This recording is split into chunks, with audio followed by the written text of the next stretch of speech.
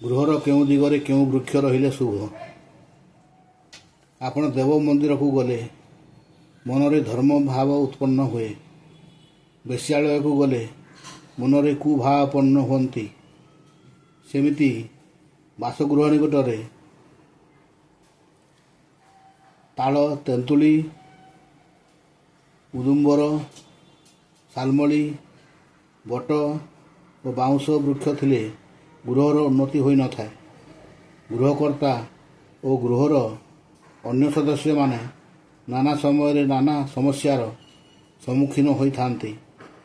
ନାରିକେଳ ବୃକ୍ଷ ଗୃହ ନିକଟରେ ରହିଲେ ମଙ୍ଗଳ ଫଳ ପ୍ରଦାନ କରିଥାଏ।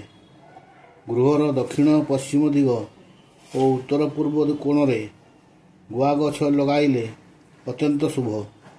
କାରଣ ଗୁଆ ବୃକ୍ଷର ଶୁଭ ଫଳ ଦ୍ୱାରା ଗୃହକର୍ତ୍ତା ଓ ତାଙ୍କର ସନ୍ତାନ ସନ୍ତତିଙ୍କର ସମସ୍ତ କାର୍ଯ୍ୟରେ ଉନ୍ନତି ଘଟିଥାଏ। ଗୃହର ପୂର୍ବ ଦିଗ ଅଥବା ଦକ୍ଷିଣ ଦିଗରେ ଯଦି ସପୁରୀ ଗଛ ବା ଜାମୁ ଗଛ ଥାଏ ତେବେ ଗୃହର ମଙ୍ଗଳ ହୁଏ।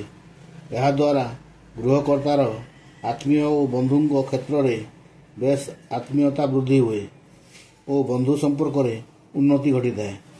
ଗୃହର ସମ୍ମୁଖ ଭାଗରେ ଆମ୍ବ, ପଣସ, ଲେମ୍ବୁ, ବେଲ ଓ ବଟବୃକ୍ଷ ରହିଲେ ପୁତ୍ର କନ୍ୟାଙ୍କର ଉନ୍ନତିର କାରଣ ହୋଇଥାଏ। ଗୃହ ସମ୍ମୁଖରେ ଚମ୍ପା ଗଛ ଥିଲେ ସୌଭାଗ୍ୟ ବୃଦ୍ଧି ହୋଇଥାଏ। ଗୃହରେ ବାସ କରୁଥିବା ଲୋକଙ୍କର ବସ୍ତ୍ରାଭାବ ରହେ ନାହିଁ ଓ ସର୍ବଦା ଭୋଗବିଳାସରେ ସୁଖୀ ହୋଇଥାନ୍ତି।